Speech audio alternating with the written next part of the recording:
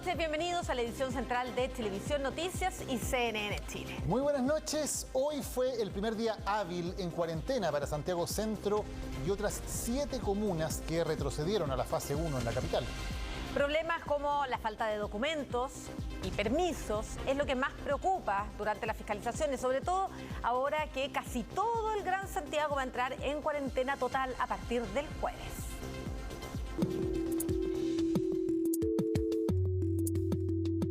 Este lunes, la prueba de fuego para 8 comunas que entraron a cuarentena el fin de semana pasado. Muchos trabajadores madrugaron más de lo común para llegar a sus trabajos, pero igual varios entraron en confusión y fueron fiscalizados. Intermodal de la Cisterna fue el primer punto de conflicto. Vengo yo de San Bernardo, en fase 2, entonces voy a Ñuñoa. Entonces no me dejan entrar. No, me están exigiendo un permiso para poder, porque estoy pasando por una comuna que está en... ¿Permiso del trabajo? De trabajo, claro. No tenía idea, de hecho ahora estoy mandando para que me manden el permiso. ¿Tú eres de acá de la Cisterna? No, de La Pintana. Solo el permiso temporal están pidiendo. Un conflicto que ya se ha vuelto repetitivo para quienes viajan por comunas en cuarentena y que también pueden ser fiscalizados a pesar de estar en tránsito. Esas personas pueden transitar por una comuna donde exista cuarentena siempre y cuando obviamente sea de tránsito. Deben portar, ojalá, algo que facilite, como antes lo decía, el trabajo del fiscalizador, algo que certifique que esa persona va a esa comuna donde no existe cuarentena. Santiago Centro estuvo a prueba y desde temprano diversos controles policiales se realizaron para verificar que los conductores portaran sus permisos. ¿Qué ha notado? ¿Harto flujo o poco flujo vehicular? Poco, y ahora está todo cerrado por lo que veo. Mira, en realidad esta comuna está un poco más expedita, pero las otras comunas sí están bastante saturadas. ¿Las que están en fase 2? En fase 2, sí, correcto. Yo vengo de la comuna de La Reina y está bastante colapsada ya. Y es que se logró reducir la movilidad en Santiago Centro pese a que esta comuna acumula gran parte de las instituciones públicas a las que los capitalinos acuden a realizar trámites. Una disminución que se notó en comparación al año pasado. Tenía una reducción, por lo menos de la movilidad, evaluada cerca de un 9%, y eso es bastante bueno. Y si lo comparamos con el año anterior, marzo, la misma fecha, un 20% menos. Está la mitad de los pasajeros que el sistema ha movilizado, menos de la mitad de los pasajeros que el sistema ha movilizado cuando ha estado a plena capacidad. Así es que si hay personas en algunos puntos, en general se debe no a problema de capacidad, se debe que hay controles sanitarios que afectan la circulación de buses. Reducción de la movilidad con la que se espera disminuir la nueva propagación del virus frente a las preocupantes cifras de la región metropolitana y que ahora suma a 21 nuevas comunas que pasan a cuarentena total. Claro que sí, Maca, porque con los anuncios que ha realizado en el día de hoy el gobierno, gran parte del Gran Santiago pasa a cuarentena desde el jueves. Veamos entonces las comunas que están en rojo, todas las de la zona centro y sur de la región metropolitana, por lo tanto del Gran Santiago, van a pasar a cuarentena desde el jueves. Se suman a, por ejemplo, Santiago Centro, comunas muy grandes, de las más pobladas de la región metropolitana, y ustedes ven algunas de ellas, por ejemplo, Maipú, Macul, Peñalolén, Peñaflor, La Pintana, San Bernardo, Puente Alto, Ñuñoa, Independencia, Pirque, entre muchas otras. Todas las que están debajo de esa línea que separa los colores, todas, por lo tanto, en cuarentena desde el jueves. Si lo miramos geográficamente, de manera territorial, sería el norte del Gran Santiago el que queda en fase de transición, es decir, con cuarentena solamente los fines de semana. Son las comunas, como pueden ver ustedes ahí, de Lo Barnechea, Quilicura, Conchalí, Huechuraba, Recoleta, Providencia. Esas son entonces Vitacura y Las Condes, las que tienen una tasa de incidencia menor y por lo tanto entonces quedan en fase de transición. Claro, hay algunas como Ñuñoa, Macul, Lo Espejo que no tenían tasas tan altas de incidencia, pero se tomó la decisión de que igual pasaran a cuarentena para hacerlo por unidades geográficas, que no quedaran como unas islas como ocurrían en otras ocasiones.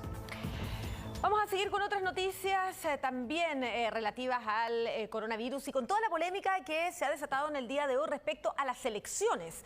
Para el gobierno no es una opción postergar las votaciones del próximo 10 y 11 de abril. Claro, desde el Ministerio de Salud aseguran que solo una catástrofe las movería de la fecha, es la palabra que usaron. Mientras hoy comenzó la vacunación de los vocales de mesa y los ciudadanos debaten sobre si realizar o no las elecciones en abril. 6.249 casos nuevos de COVID-19, 7.084 casos nuevos, 6.155 casos nuevos de COVID-19. Los casos nuevos suman y siguen. Los fallecidos se acumulan por decenas e incluso por centenas día tras día. La segunda ola del COVID-19 nos golpea con fuerza, pese a los avances en la vacunación. Escenario que abre otra vez un debate que se dio con una resolución más rápida hace un año. ¿Se deben postergar las elecciones de abril? Aplazarla, de aquí un par de meses más. Ya se están vacunando los vocales. Si la gente se cuida, igual se puede hacer. Se debería postergar, por lo menos, no sé, un par de semanas, un mes. No estaría bueno que le den así nomás. A menos de 20 días de una mega elección se consulta permanentemente al MinSal, desde donde dicen no están facultados para tomar la decisión de modificar o no la fecha de las votaciones por tratarse de una materia de ley. Por lo tanto, a no ser que hubiese una real catástrofe, por el momento se mantiene tal como está en la ley, la votación entre los días 10 y 11 de abril. La única justificación por la cual algo como eso ocurriría es por razones estrictamente sanitarias y nosotros como gobierno estamos haciendo todo lo que está a nuestro alcance para que disminuyan los contagios. Votación que para el 62% de los encuestados en la última medición de CADEM deberían postergarse. Pero sin una definición al respecto, comenzó el proceso de vacunación para los vocales de mesa, algunos no muy convencidos. Sí, me da más seguridad, pero igual pienso que es la primera dosis, debiera ser la segunda como para estar más segura. No, porque es una dosis y uno con una dosis no está inmunizado. Aplazar las elecciones ha tomado fuerza y los partidos se abren a la opción de alcanzar un acuerdo siempre y cuando las condiciones sanitarias no sean favorables. Al final va a ser un tema sanitario, digamos las cosas por su nombre, el bien de Chile, el más importante de todo, eso tiene que ver con la salud. Solo un alto consenso de parte de la comunidad médica y científica haría aconsejable postergar las elecciones. Si usted le dicen, le confirman que las elecciones van a ser el 10 y el 11 de abril, ¿iría a votar? Sí. No, ¿para qué voy a arriesgarme? Incluso estoy dudando en ir a votar. No voy a ir. Indefinición ciudadana sobre una elección, la que por el momento el Ejecutivo no pretende mover del 10 y 11 de abril. 2 carabineros resultaron lesionados durante la fiscalización de una fiesta clandestina que estaba ocurriendo en San Ramón. 5 personas fueron formalizadas por agresión a los uniformados y los vecinos denuncian que hay constantes violaciones a las normas sanitarias.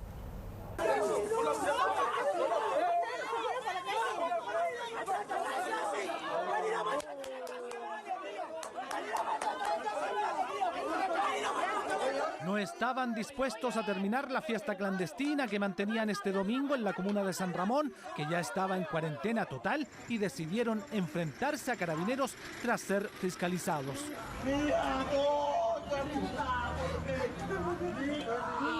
Es un grupo de ciudadanos colombianos que nuevamente hicieron un carrete clandestino con música a alto volumen y haciendo caso omiso a las medidas sanitarias. Los vecinos están hartos de una situación que se repite sobre todo los fines de semana. Se les fue de las manos a los carabineros porque parece que empezaron a ponerse violentos. Salió la gente de ahí y empezó a atacar a carabineros. Carabineros llamó a un cierto motorista, llamó a un retén móvil y bueno, se armó una batahola gigante. Tras la llegada de personal de refuerzo, la policía logró detener a 5 personas, todos ciudadanos colombianos, bajo los cargos de maltrato de obra a carabineros. Fue la notificación de una multa lo que motivó las agresiones. Se tomó contacto con uno de los sujetos que estaba al interior del inmueble, al que se le notificó una infracción por los ruidos molestos. Momento en que desde el interior de la vivienda sale un grupo de personas los que comienzan a agredir a los carabineros, quienes solicitaron apoyo de otras patrullas, logrando la detención de 5 agresores. La preocupación vecinal es mayor, pues temen posibles represalias. Es una situación muy compleja y que en esta ocasión ni la policía pudo controlar a estos fiesteros sin tener que pedir mayor contingente policial. Bueno, de hecho tuvieron unos problemas antes conmigo y yo llamé a Carabineros, ellos vinieron y bueno, yo les dije que me habían amenazado de muerte, incluso me golpearon. Esto es repetitivo ya alrededor de 6 meses tal vez, porque ellos tienen un tiempo ahí y siempre estábamos opinando de que no era correcto lo que estaba ocurriendo. Los 2 carabineros lesionados fueron trasladados al hospital institucional y se informó que sus heridas son de carácter reservado. Los detenidos fueron formalizados por agredir a la policía y el tribunal decidió imponerles la medida cautelar de prohibición de acercarse a las víctimas, dictando un plazo de investigación de 120 días. Noticias. Estamos de regreso para compartir con ustedes estos nuevos videos que grafican cómo fue el asalto del viernes a 2 joyerías en pleno centro de Santiago. Claro, esto mientras locatarios del rubro fueron a la Moneda para exigir mayores medidas de seguridad después de este violento atraco. Encapuchados, pistolas y escopeta en mano corrieron por las calles del centro. Solo segundos después, sembrarían el pánico en una galería comercial. Es nuestro compañero, el que está en, digamos, bueno, ya lo operaron a él de las balas que le dieron, pero fueron muchos balazos en realidad.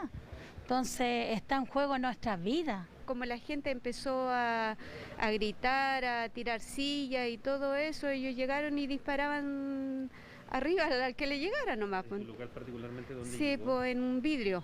Disparos a mansalva, una galería repleta de clientes y locatarios, nada les importó. Tal como muestran las imágenes, el caos se apoderó del lugar. Así fue el violento atraco a 2 joyerías en pleno centro de Santiago. Lo único que hice me escondí debajo porque era terrible la balacera. Así que, pero no fueron ni 10 ni 20 balazos, fueron muchos más. En medio del asalto, los delincuentes dispararon contra uno de los locatarios, hiriéndolo 2 veces en el rostro. El dueño de la otra joyería asaltada tuvo más fortuna, ya que, como él mismo señala, un milagro lo salvó de las balas. Fue muy caótico, obviamente, para la gente que estaba, gritos, disparos, pero aún así nosotros estamos bien, estamos tranquilos, gracias a Dios. Tras el atraco, los mismos locatarios y guardias del lugar lograron retener a uno de los asaltantes. El resto de la banda escapó. A solo metros del lugar se enfrentaron a tiros con la PDI, pero también lograron huir. Cinematográfico asalto que lamentablemente, para quienes tienen sus negocios ahí, es más común de lo que parece. En esta galería siempre es recurrente. Yo encuentro que estamos demasiado expuestos y de hecho, si detuvieron a esa persona en el asalto, fue porque los locatarios lo hicieron con los guardias. Carabinero llegó después. Siempre con la misma violencia, con armas, Cada vez ha ido peor. Pues no tenemos resguardo, la verdad es que nosotros lo que estamos pidiendo hace tiempo es una caseta aquí, por último, no un resguardo policial permanente, pero por lo menos que haya algo que a los delincuentes los tenga un poco, no sé, asustados, por último. Es por eso que este lunes el presidente de la Asociación de Joyeros fue hasta la Moneda a dejar una carta, la misiva que demanda medidas como una mesa de trabajo, elaboración de planes de seguridad y una ley de trazabilidad para el oro y los metales preciosos fue dejada en el Ministerio del Interior. La industria de la joyería está pasando por un doble crisis. Los efectos de la pandemia y el permanente ataque de la delincuencia no cuentan con el apoyo del gobierno para enfrentar la crisis, como ha ocurrido con otros gremios. Imágenes que grafican el violento asalto a 2 joyerías y que tiene a los locatarios pidiendo más seguridad. Mientras, el joyero baleado se recupera de las lesiones provocadas y Carabineros continúa la investigación para dar con el resto de la banda. Vamos ahora a la quinta región, donde al menos 15 hectáreas han sido consumidas a raíz del incendio forestal que afecta a la Reserva Nacional Lago Peñuelas. Las autoridades han informado que se han reportado 14 focos en la zona y que sería intencional. Abdullah. Desde este jueves, casi 14 millones de personas van a quedar en confinamiento total. Esto por las altas cifras de contagios en el país. Claro, y a esto se suma que se restringen los permisos, anuncios que causó polémica y obligó al gobierno a aclarar durante esta tarde. Confirmado, nos vamos a cuarentena hoy día. Tienen que comprar nomás, chiquillos, hoy día. Apenas lo confirmaba el gobierno, una de las comunas más populosas de Chile reaccionaba. Puente Alto, junto a otras 20 comunas de la región metropolitana, retrocederán a cuarentena desde este jueves a las 5 de la mañana. Así, sumado a los confinamientos anunciados anteriormente, 6,2 millones de capitalinos en total quedarán en fase 1. Estas medidas las deberían haber tomado desde un principio. Ahora vamos a cuarentena y después obligación ir a votar, o sea, ¿de qué estamos hablando? Los vamos a cuarentena, pescamos los furgones, los vamos para el sur nomás, a donde no hay cuarentena para poder trabajar, no. Acá en Santiago no podemos trabajar mucho por los salvoconductos, nosotros los comerciantes ambulantes no tenemos salvoconductos. Entiende que la autoridad haya determinado el paso de más comunas a cuarentena, pero esto necesariamente tiene que venir acompañado de ayuda financiera, de traspasos a través de transferencias rápidas. En Estación Central se volvían a ver las filas para comprar. La gente se preparaba y abastecía para enfrentar el encierro. Bueno, la gente lo hace porque como se hace cuarentena, se urge, porque todos necesitamos comprar, hacer diligencia, y aunque el jueves todo se paraliza. Como todo se paraliza, los comerciantes pretenden aprovechar hasta el último minuto, mientras que otros ya están pensando cómo se las van a arreglar. Y es que a nivel nacional, 13,7 millones de personas quedarán bajo cuarentena. Cerrar nomás, pues apechugar con el personal y aguantar hasta que nos abran de nuevo. Nos afecta harto, me imagino, nosotros vivimos de esto. Bueno, yo el año pasado vendí por online nomás.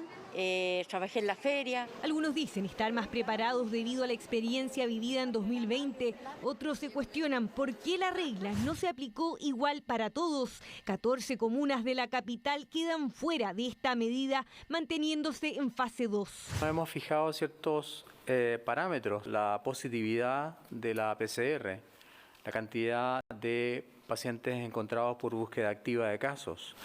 La incidencia significa la cantidad de personas positivas en relación a 100.000 habitantes. Además, explicó que Las Condes, Providencia, Recoleta y Vitacura, entre otras, no fueron consideradas porque aún tienen una incidencia menor a las comunas que entraron en cuarentena.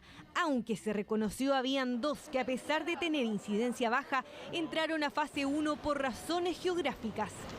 Son muy cercanas a otras zonas con alto nivel de contagio. Se vuelve así nuevamente al concepto de áreas de comuna y no a cuarentena dinámica. Estas medidas ocasionan inconvenientes sin duda, pero vienen a colaborar en la idea de frenar la velocidad del contagio. En Maipú los comerciantes están molestos porque dicen haber tomado todas las medidas sanitarias para trabajar seguros, pero aún así los esfuerzos no valieran la pena si al mismo tiempo habían fiestas clandestinas u otros se relajaban con el permiso de vacaciones e incluso con la vacuna. De verdad que es complicado, que es molesto, te dan una cuarentena por un lado, por otro no. Yo vivo incluso una calle con cuarentena y la otra no. De hecho, yo conozco por el lugar donde yo vivo, hay mucha gente que se vacunó y después andaba sin mascarilla. La medida, en cambio, que agradecen se extendió es el horario para hacer deporte los fines de semana.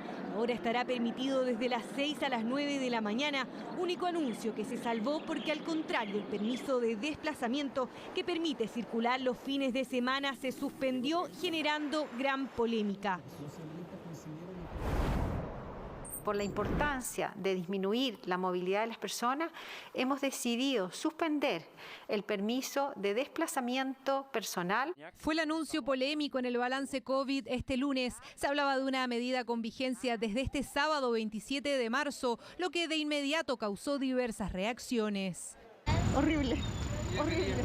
Me parece muy mal porque eso abunda el comercio ambulante. Pero ¿qué otra cosa pueden hacer si hay tanto contagio? Es una medida estricta, es una medida dura, lo sabemos. Esperamos que sea corta, de corto tiempo.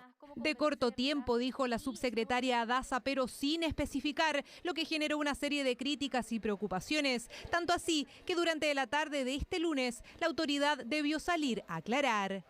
Esta medida tan dura de suspender los permisos individuales el fin de semana va a ser levantada para el fin de semana siguiente. En caso de emergencia, las personas no requieren un permiso. Cuando hay una emergencia, la persona puede ir y dirigirse al hospital. Si tiene que acceder a un medicamento de emergencia después de haber estado en un hospital, también puede hacerlo. Las preocupantes cifras de contagios motivaron esta medida. Eso además de la alta tasa de movilidad. Solo este fin de semana se pidieron cerca de 4 millones de permisos. El 90% corresponde precisamente al suspendido permiso de desplazamiento personal. El anuncio no fue bien recibido en lugares como La Vega, que ahora estarán obligados a cerrar el fin de semana. Solo podrán funcionar como delivery. Son muy pocos, nosotros tenemos 4 clientes nomás que le llamamos delivery. Pero los demás, nada. Claro que vamos a perder mucho aquí los chicos, pero los grandes no pierden nada, pues. Se van a echar a perder los negocios, cosas así, pues. Pero si fuera cuarentena, que fuera para todo. Es una lata porque hay mucha gente que trabaja en la semana y su único momento para comprar el fin de semana, pero es lo que hay que hacer nomás para no contagiarse. La Vega, por ejemplo, podrá estar abierta solo para mayoristas, el resto solo con delivery. La medida aplica también para los supermercados que por primera vez en medio de la pandemia deberán cerrar este fin de semana. Nosotros las dueñas de casa estamos acostumbradas a ir, a elegir, y un poco más complicado, pero por emergencia claramente se puede utilizar. Muchas veces el delivery te cobra un proporcional adicional por el envío y la gente no tiene plata. Para que esto pase alguna vez, bienvenida. Habrá que hacer el esfuerzo de tomar menos cerveza, de comprar en otros lados, de pedir por internet. La respuesta del gremio no se hizo esperar. Afecta gravemente a nuestra actividad, que incide negativamente en el empleo. Significa un desafío logístico importante para la industria de supermercados y sabemos que también lo es para las personas. El resto de los permisos se mantienen activos en comisaría virtual y en el caso de las comunas que están en cuarentena, para ellas seguirán funcionando los 2 permisos semanales. La idea es que las compras se realicen de lunes a viernes para intentar contener esta pandemia que sigue al alza. Y mientras tanto, más de 300 llamados por ruidos molestos y por fiestas clandestinas recibió este fin de semana de cuarentena la Central de Seguridad Ciudadana en la comuna de Providencia. Esos números bien impresionantes. Y en un recorrido nocturno junto a los funcionarios pudimos constatar que la mayoría de los infractores de estas normas sanitarias son jóvenes.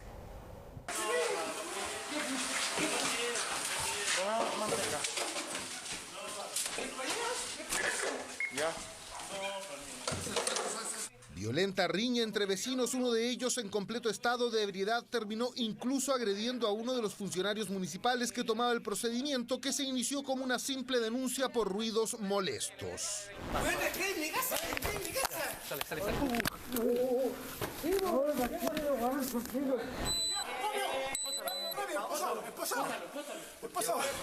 ¿Cómo es esposar su vida? Ah, loco, vinieron a buscarme aquí al departamento. Enajenado, hubo que reducirlo y esposar para que se calmara. Terminó detenido.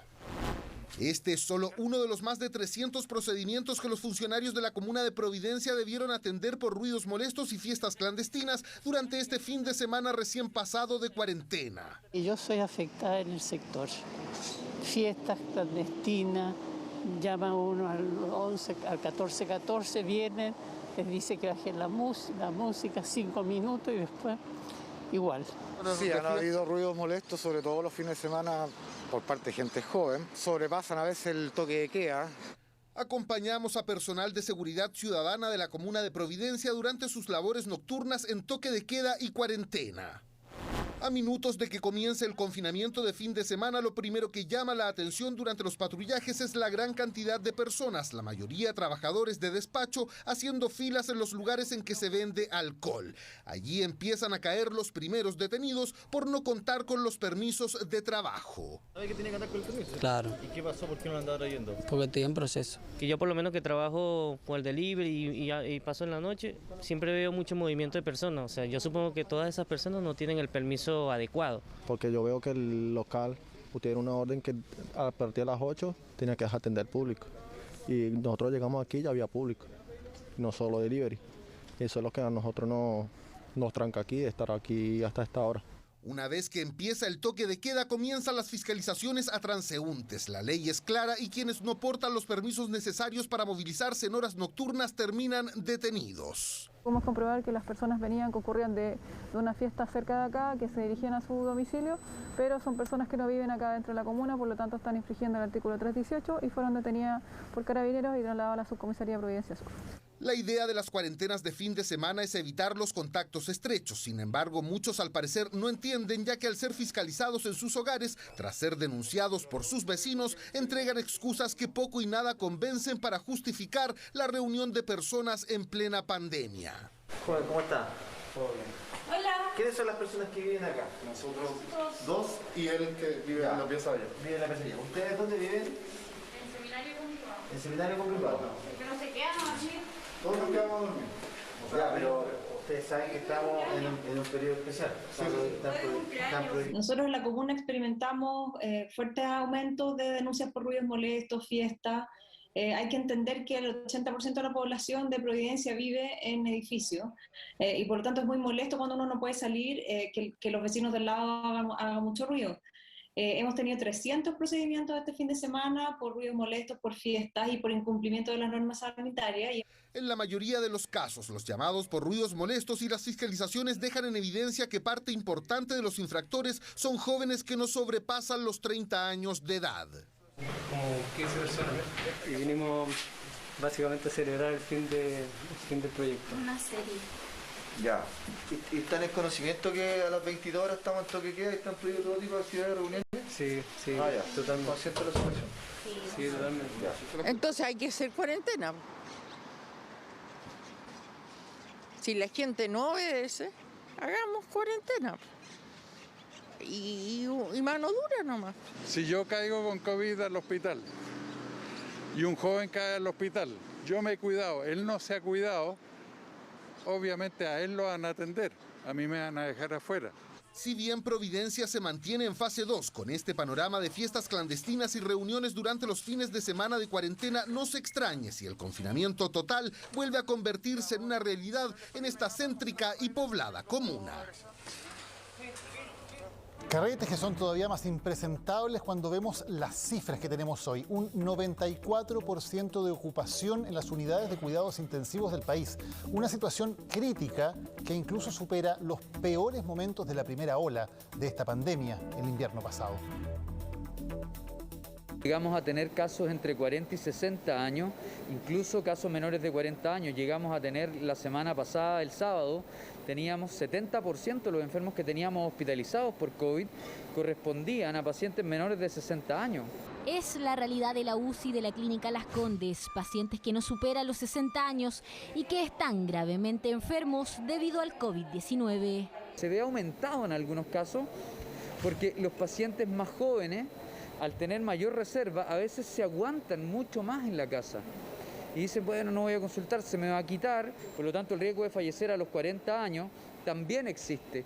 Promedio de edad de los hospitalizados que ha bajado considerablemente y que es la tónica en la red de salud del país. Antes solamente era una ocupación que estaba en el 80% dominada por los mayores de 70 años, pero ahora vemos gente en el segmento de 40, 49, 50, 59. Corresponde al que está económicamente muy activo y es el que requiere salir a trabajar, ¿verdad?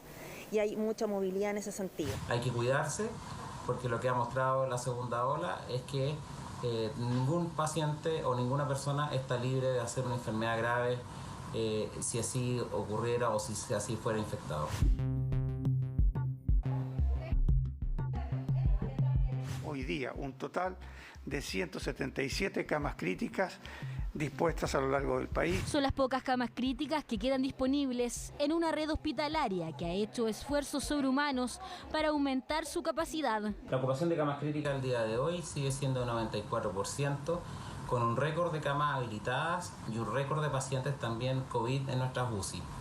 El 70% de nuestros pacientes son con diagnóstico de COVID. Según el último informe del MinSal, hay 2.269 pacientes en unidades de cuidados intensivos y 1.973 de ellos están en ventilación mecánica. Con este número de PCR positivo que estamos teniendo promedio diario entre 6.000 y 7.000, ¿cierto?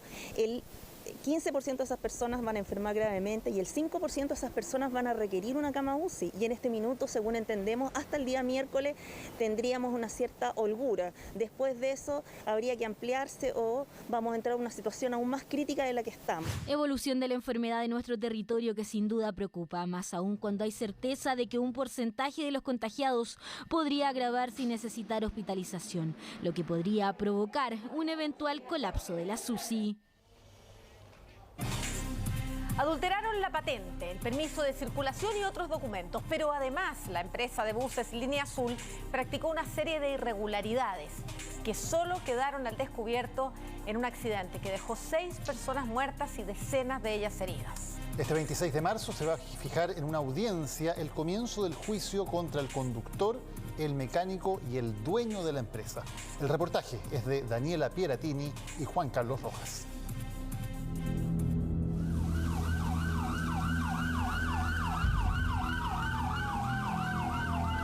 Florencia era mi hija, ella era una niña maravillosa, llena de vida, de luz.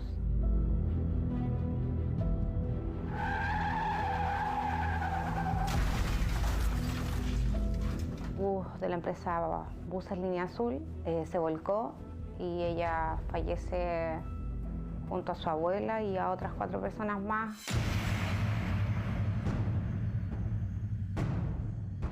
El bus venía con una patente clonada, desperfectos mecánicos graves. Esto fue un crimen. A mi hija la mataron.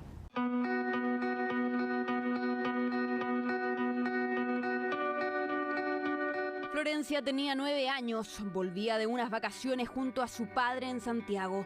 Tomó un bus de la Línea Azul con su abuela paterna cerca de la medianoche del 29 de julio de 2019 rumbo a Temuco, donde la esperaba su madre. Esta fue su última fotografía, minutos antes de la tragedia. Nosotros hablamos alrededor de media hora antes de que ocurrió el accidente. Recibo un llamado del servicio médico legal. Me dice, su hija Florencia está acá con nosotros. Y le pregunto si mi hija está bien, si está con ella y por qué está con ella. Y ella en ese momento me dice que mi hija había fallecido en el accidente. Pero en menos de 48 horas la historia del accidente dio un vuelco. Una serie de irregularidades estaban detrás de este fatídico desenlace que dejó 6 muertos, entre ellos Florencia, y 41 heridos. Esto fue un crimen, fue un acto criminal. Aquí no fue un accidente común y corriente, fue algo evitable completamente. Tras una serie de investigaciones, se acreditó que el bus de la Línea Azul no tenía autorización del Ministerio de Transporte para transitar ni transportar pasajeros. Según consta en la formalización de cargos, la empresa, a fin de mantener el bus en tránsito, usó los datos de otro vehículo similar. Y escuche bien, adulteraron su placa patente, el adhesivo con el número de chasis, el permiso de circulación, el seguro obligatorio y el certificado de inscripción. Pero no todo termina ahí. Con estos antecedentes pertenecientes a otro vehículo, el 24 de junio de 2019, un mes antes del accidente, la empresa obtuvo de modo irregular el certificado de revisión técnica del bus, la que a su vez, según un informe de la CIAT de Carabineros, duró apenas 10 minutos de los más de 50 que demora regularmente. La revisión técnica no debió haber autorizado ese bus. Las revisiones técnicas fallan, las fechorías están presentes y hay condiciones enquilosadas, enquistadas en las organizaciones, porque eso ocurre siempre muchísimo.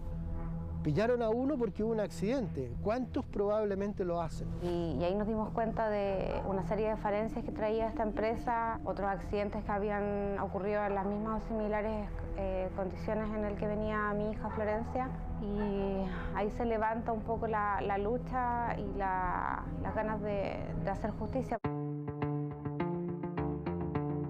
Las negligencias continúan.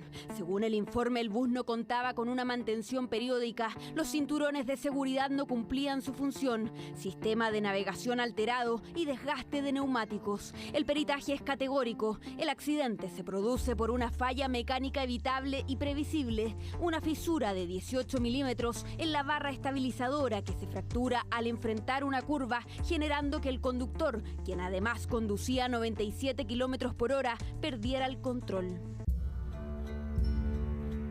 Francisco Larenas también falleció en el accidente. Su mujer se desempeñaba como cajera de la empresa Línea Azul. Asegura, las irregularidades eran permanentes. Los choferes eran muy pocas veces las que cumplían sus horas de descanso. El tema de las mantenciones, los mismos choferes reclamaban que no le hacían mantención a los buses. Edison Aedo Recabal, el conductor del bus, fue formalizado por cuasi delito de homicidio. Daniel Guajardo Pinto, mecánico de la empresa, formalizado por otros delitos contra la ley de tránsito. Y por primera vez en los registros de accidentes se formaliza el representante legal de la empresa, en este caso Línea Azul, Marcelo Hernández Sandoval, por homicidio con dolo eventual, quien quedó en prisión preventiva. En nuestra opinión, la investigación que el Ministerio Público ha llevado hasta ahora es una investigación errada. En segundo término, mucho menos que nuestro representado pudiese haber tenido alguna responsabilidad en el cuidado, ¿no es cierto?, de esta cuestión que es bastante técnica y que el Ministerio Público establece que sería la causa del accidente. Este 17 de marzo finalizó el plazo de investigación y el 26 está fijada la audiencia. La defensa presentará nuevos antecedentes en el caso. Nosotros tenemos antecedentes que dan cuenta de que el bus mecánicamente al momento del accidente no tenía ningún defecto que pudiese haber causado el accidente. Lo que parece más relevante, Daniela, en este caso es que el Ministerio Público ha exculpado de manera muy anticipada al chofer. El chofer del bus está libre, sin ninguna cautelar. Eso significa que eventualmente él hoy podría estar manejando otro bus.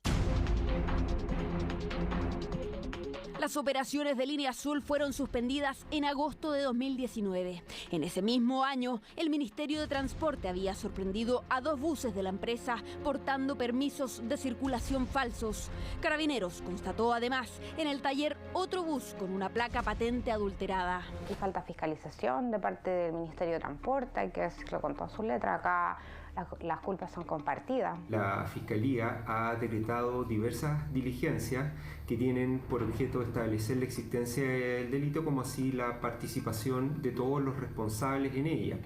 En ese sentido, al día de hoy, la gran mayoría de las diligencias ya se encuentran realizadas. Tras el accidente, el Ministerio de Transporte exigió la instalación de cámaras en las plantas de revisión técnicas para monitorearlas a distancia.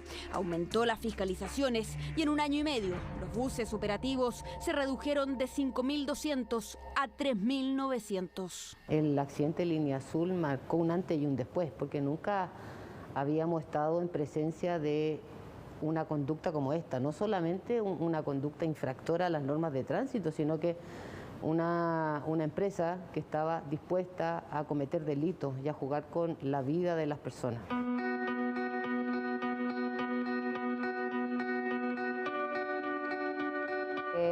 Es mi motivo de lucha, que no me voy a cansar hasta conseguir la justicia que ella, su abuelita y todas las personas merecen. Que vamos a luchar por crear su ley, Ley Florencia, que proteja a los niños y personas que viajan en buses. Una madre en búsqueda de justicia por un accidente que dice pudo haberse evitado. Ley Florencia es su motivo de lucha para que aumenten las fiscalizaciones, pero también las sanciones a los responsables de estos accidentes. Y de esta búsqueda de justicia vamos a pasar ahora a las horas de angustia que está viviendo una familia por la desaparición de uno de sus hijos, Romer, un joven de 14 años a quien se le perdió el rastro en el Valle de Azapa. Desde entonces comenzó una intensa búsqueda, pero hasta ahora no ha arrojado ninguna pista sobre su paradero.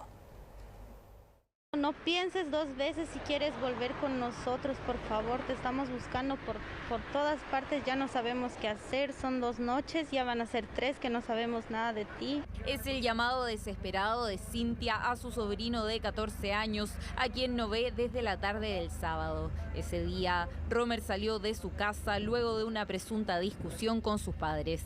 Desde entonces, no lo han vuelto a ver.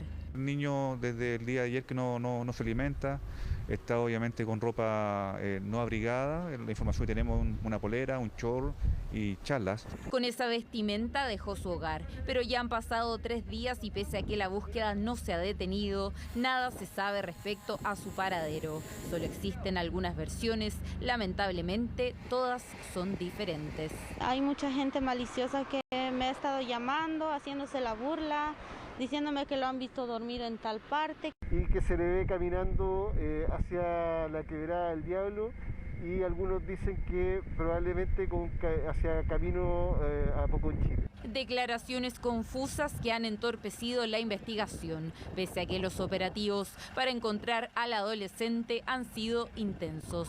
La búsqueda hasta el día de hoy ha sido infructuosa, no se han encontrado indicios, alguna vestimenta, algo que nos ayude. Búsqueda incesante que ha encendido las alarmas en todos los rincones de Arica. Algunos vecinos incluso aportaron con drones para apoyar las labores de búsqueda. Hoy día también tengo entendido que se ha integrado la Policía de Investigaciones, está bomberos en terreno en este instante. Hemos hecho ya varios puntos de búsqueda, hemos abarcado más o menos 1000 metros cuadrados, en el cual lamentablemente no hemos tenido resultados positivos en la búsqueda de este menor.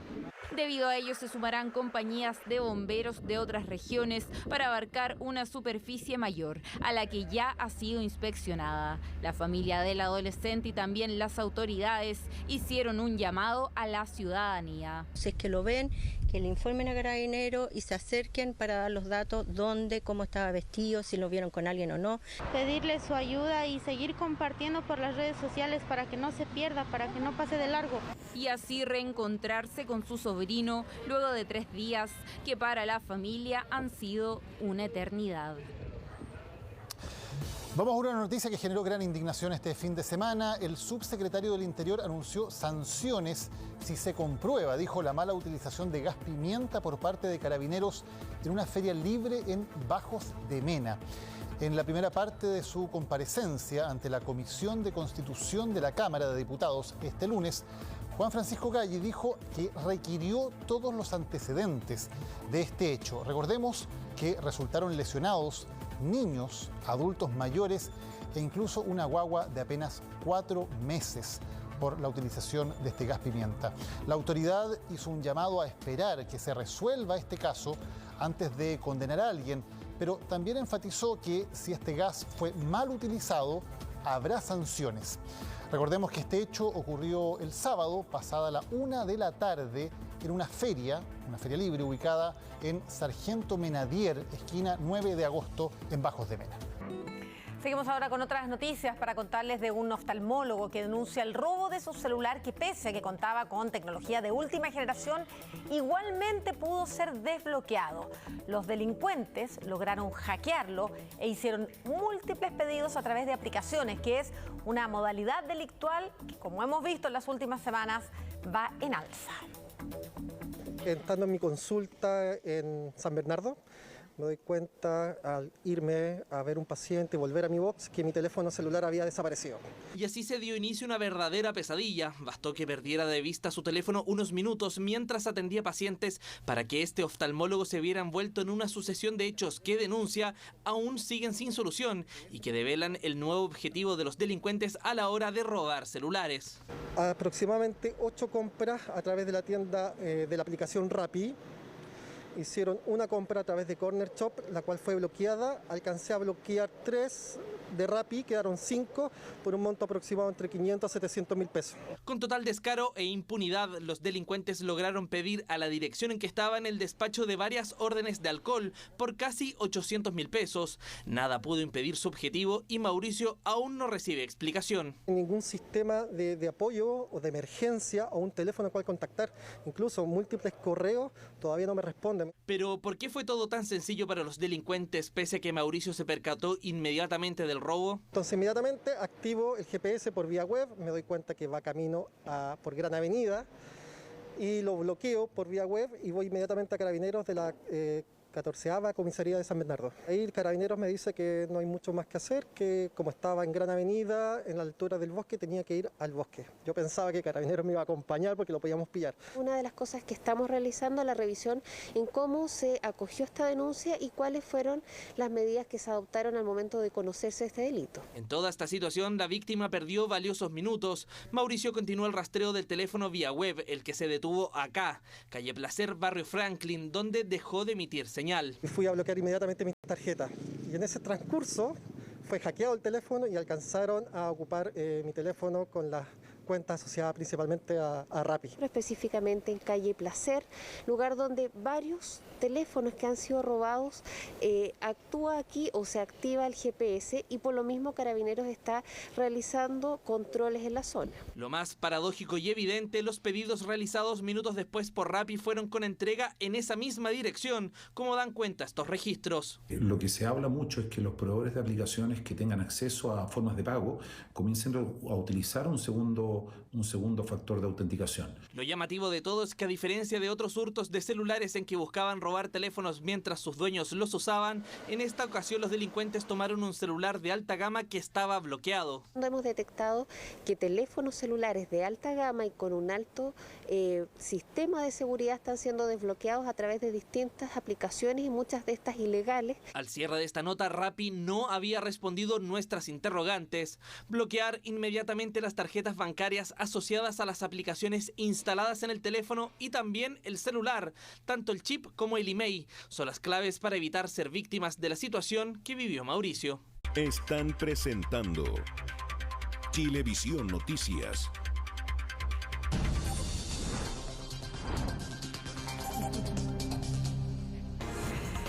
Los invitamos a mantenerse actualizados en nuestros sitios web cnnchile.com y chbnoticias.cl. Claro, por ejemplo, con lo siguiente, algo que mucha gente se está preguntando hoy día: ¿qué documentos necesito para vacunarme si mi comuna está en cuarentena? Ahora que gran parte de la región metropolitana va a entrar a cuarentena, gran parte del país va a estar en cuarentena, la pregunta es: ¿qué documentos tengo que llevar si es que me toca vacunarme, pero estoy en cuarentena? La respuesta está en nuestro sitio web.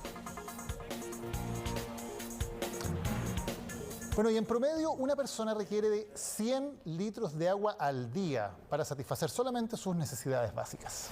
Por eso, hoy que es el Día Internacional del Agua, quisimos conocer cuál es el impacto que tiene la sequía en gran parte del país junto al debate precisamente que tendrá el agua en la próxima Constitución. Tenemos problemas para abastecer con agua el consumo humano, tenemos problemas para abastecer a los animales con agua, tenemos problemas para asegurar la temporada de riego. Enero de 2020 y el diagnóstico del entonces ministro de Agricultura era lapidario. La escasez hídrica es una realidad en nuestro país y a poco más de un año de ese análisis, la situación parece no mejorar. Va a disminuir en un 50% la cantidad de agua, por ejemplo, en la zona central. Estamos pasando por una llamada megasequía y también la denominada crisis hídrica. No hay que salir del país para encontrarte con más de 1 millón de personas que hoy en día no tienen agua para lavarse las manos. En el Día Mundial del Agua, cifras de Naciones Unidas nos dicen que 2.200 millones de personas no tienen acceso al agua potable en el mundo. En nuestro país, según el reporte de la encuesta CACEN de 2017, más de 1.400.000 personas no cuentan con acceso a este recurso y 77 comunas se encuentran bajo escasez hídrica.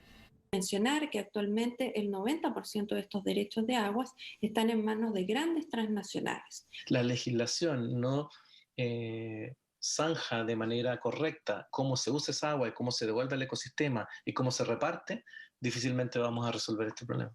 Su debate dentro de la nueva Constitución será fundamental.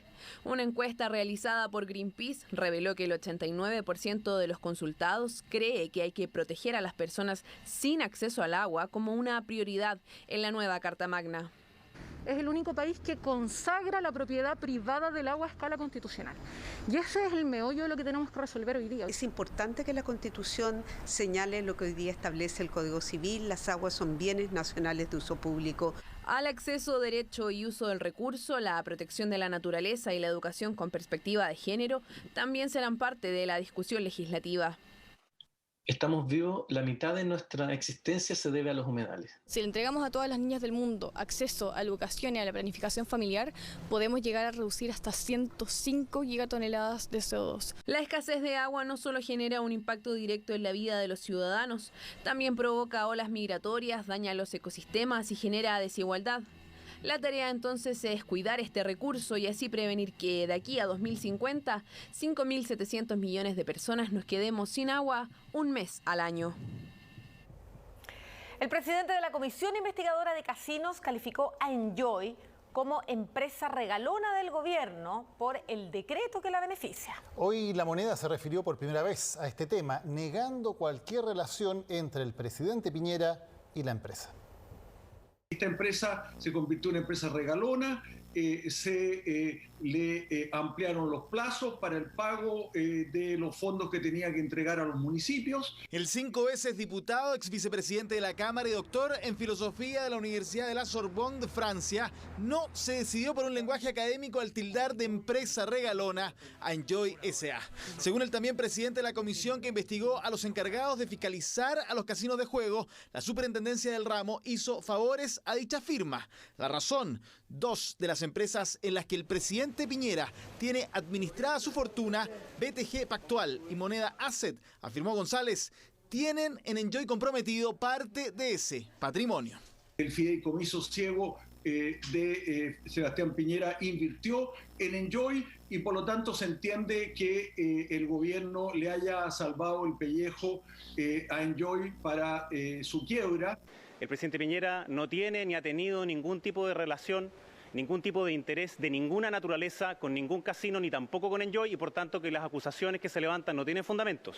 Enjoy se quedó con 4 permisos de operación para casinos de juego en Pucón, Puerto Varas, Coquimbo y Viña del Mar. Operación que se retrasó, por lo que la firma arriesgaba perder las boletas de garantía o bonos de deuda, situación que no ha ocurrido. ¿Por qué? El presidente firmó un decreto en enero de 2021 que permitió extender el plazo excepcionalmente debido a la pandemia, que fue visado por Contraloría. Las inversiones que hacen estos fideicomisos o estas entidades financieras no pasan por la decisión del presidente de la República. Me parece que esa es la explicación. La oposición desde hace ya mucho tiempo atrás ha buscado no solamente dañar al gobierno del presidente Piñera, sino que también dañarlo a él personalmente. Y esto es un nuevo invento de la oposición. A la Contraloría no ha llegado el informe de dicha comisión. Solo inició una revisión de antecedentes a raíz de una denuncia contra el presidente del abogado y hoy candidato a la constituyente Luis Mariano Rendón, por beneficiar a la empresa Enjoy mediante una prórroga del plazo para iniciar obras. El presidente de la República ha dictado un decreto, el decreto 77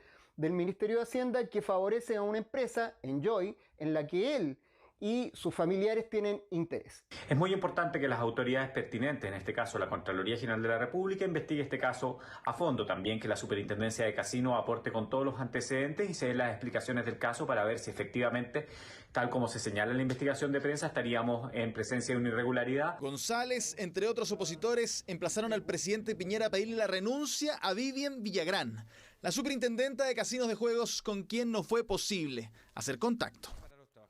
Realizamos con esto las noticias, pero los invitamos a seguir en Chilevisión con Yo Soy, una nueva semana de competencia con duelos cara a cara. Claro, vienen hoy día Palmera Pizarro, Luis Miguel, Luis Fonsi y muchos más. Y además en CNN Chile viene Aquí se debate junto a Mónica Rincón. Y los candidatos a alcalde de Las Condes en la ocasión. Bien, pues nos vemos, que estén bien. Hasta mañana, buenas noches. Gracias, buenas noches.